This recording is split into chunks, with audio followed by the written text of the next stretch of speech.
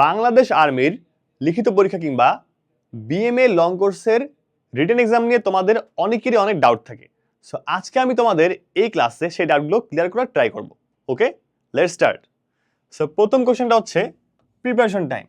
So তোমরা অনেকেই viva দেওয়ার পরে তেমন একটা টাইম পাও না, 15-20 দিন টাইম পাও এবং তোমরা এটা নিয়ে প্যানিক করো, মনে করো যে এই টাইমের মধ্যে বোধহয় প্রিপারেশন নেওয়া পসিবল না। কিন্তু আসলে কিন্তু বিষয়টা এমনটা না। হ্যাঁ, আমি তোমাদের বলে দেই, তোমাদের মাত্র 7 ডেজেই প্রিপারেশন কমপ্লিট করা পসিবল। ঠিক আছে, কারণ এখানে তোমাদের নতুন করে কিছু পড়তে হয় না। তোমরা এসব কিন্তু অলরেডি ক্লাস 9-10-এ কিংবা 11-12-এ পড়াশোনা করে এসেছো কিংবা অ্যাডমিশন টেস্টে এ পর্যন্ত পড়ে এসেছো। এখন তোমাদের জাস্ট স্ট্র্যাটেজি জানতে হবে যে কোথা থেকে কতটুকু পড়তে হবে। ঠিক আছে, জাস্ট রিভাইজ করতে হবে। তোমরা অনেকেই সব পারো, হয়তো ভুলে গিয়েছো একটু, বাট রিভাইজ করলে তোমরা আবার মনে করতে পারবা। ঠিক আছে, সো এ হচ্ছে ব্যাপার। তো 7 দিন প্রিপারেশন কিন্তু এনাফ, প্যানিক করার কোনো কারণ নেই। অলরাইট, ভাবতে পারো ভাই আমি তো একদম কিছুই পারি না, জিরো থেকে নিব। হ্যাঁ, তুমি জিরো থেকেও নাও, তাও তোমার 7 দিন 8 দিনে এনাফ প্রিপারেশন নেওয়া পসিবল। ঠিক আছে, pass marks. So pass marks নিয়ে বলবো। সো পাস মার্ক নিয়ে তোমাদের অনেকে অনেক ডাউট থাকে। অনেকে বলা হয় যে 40% মার্কস পেলেই তোমার পাস হওয়ার কথা। এটা আমিও শুনেছি, আমিও জানি। ঠিক আছে, তো আমি বলবো সেফ মার্কস হচ্ছে তোমরা ট্রাই করবা যে অ্যাটলিস্ট সব মিলিয়ে 60% মার্কস ক্যারি করার ট্রাই করবা। কারণ তুমি 40% দাগিয়ে যে তুমি পাস করবা তার কোনো গ্যারান্টি নেই। সো ট্রাই করবা যে কত 60%। হ্যাঁ, মানে টোটাল 100-র মধ্যে 60 মার্ক যাতে ঠিক থাকে এইটা রাখার ট্রাই করবা এবং চান্সটা কনফার্ম করবা। কারণ অনেক সময় নিয়মকানুন চেঞ্জ হতেই পারে। আমি মনে করি যে 60% মার্কসটা কি সেফ জোন, বাট এতটা কিন্তু সহজ না। ঠিক আছে, সো প্রিপারেশন নিতে হবে। সো পাশাপাশি বলবো যে তোমরা কিন্তু অনেক সময় মানে প্রত্যেক সাবজেক্ট ওয়াইজ বা পার্ট ওয়াইজ পাস নাও করতে পারো, বাট ট্রাই করবা যে প্রত্যেক পার্টে যাতে অ্যাটলিস্ট 40% মার্কস থাকে। কি বললাম, প্রত্যেক পার্টে Bangla, English, math, GK. Bangla 20 marks, তার মানে কি তোমার 8 মার্কস হচ্ছে তোমার 40%, তাই না? সে 8 মার্কস পেতে হবে। আবার ধরো যে ইংলিশে 30 না, সো এই ওই সাপেক্ষে 40% পাইতে হবে কত মার্কস পাইলে। সো এইভাবে তুমি হিসাবটা করবা।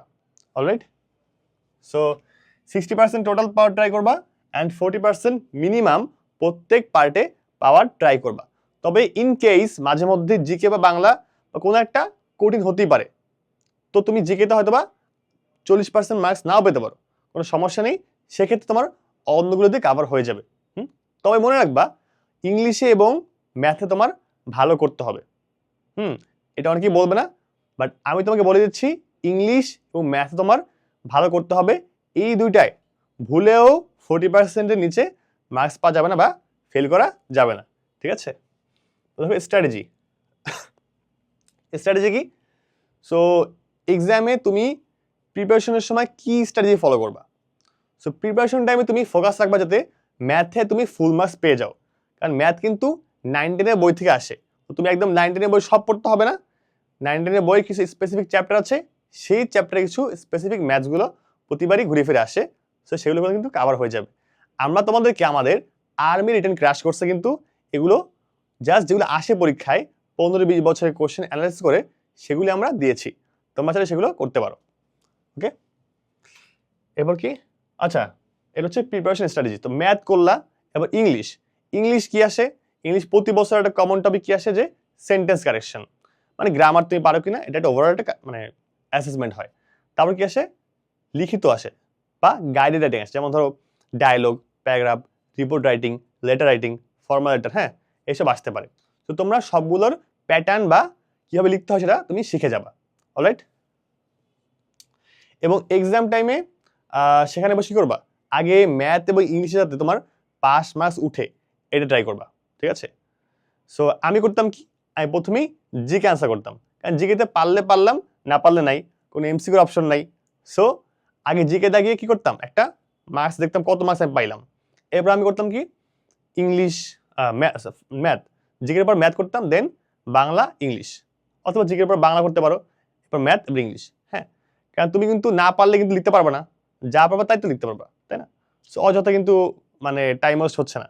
এখন অনেক সময় আগে ম্যাথ করলে যদি ম্যাথে আটকে যাও, হ্যাঁ, তখন কিন্তু টাইমটা ওয়েস্ট হয়ে যায়। সো যেটা ছাক্কা মার্কস মানে কি, জিকে, বাংলা এইসব তুমি আগে লিখতে পারো, এবং পরবর্তীতে ম্যাথ কিংবা লিখিত যে পার্টগুলো বা গাইডেড রাইটিং যেগুলো, ভাব সম্প্রসারণ বা ধরো অনুচ্ছেদ আসলো, কিংবা ধরো ইংলিশে লিখিত যে পার্টগুলো আছে, এগুলোর জন্য কিন্তু একটু টাইম দরকার, তাই না?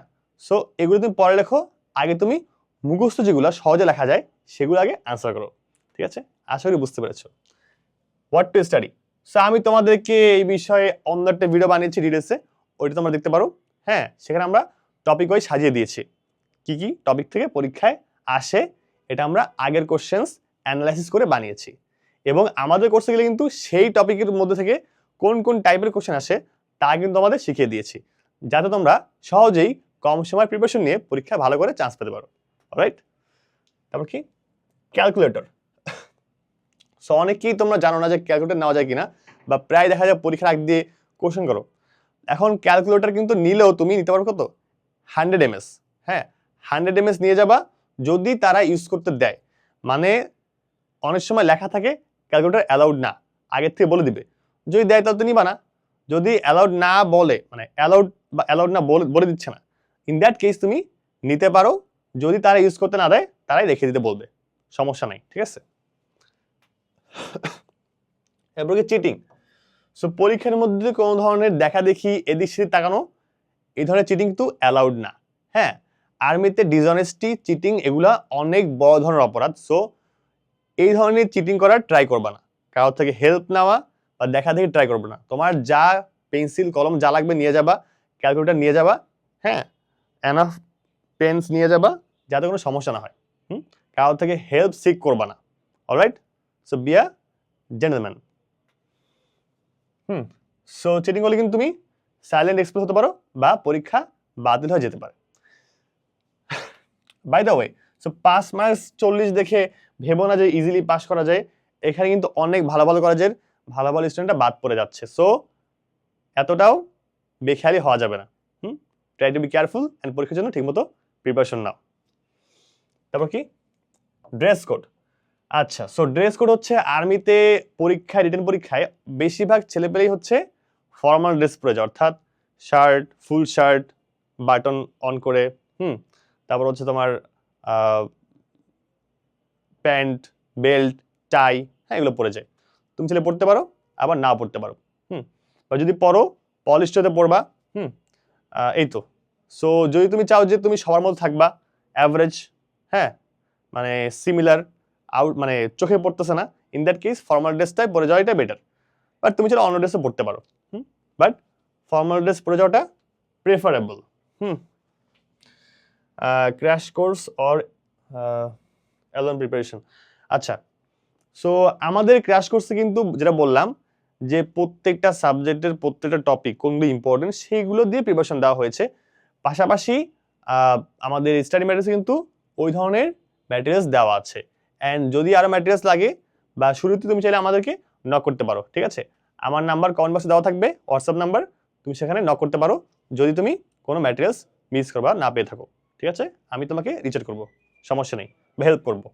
পাশাপাশি আমাদের কিন্তু গ্রুপ থাকবে, হ্যাঁ, ওই গ্রুপে তোমাদের সকল সমস্যা বলতে পারবা, অ্যান্ড আমরা ইনস্ট্রাক্টররা তোমাদের সমস্যা সমাধান করবো, কোনো সমস্যা নেই, ঠিক আছে?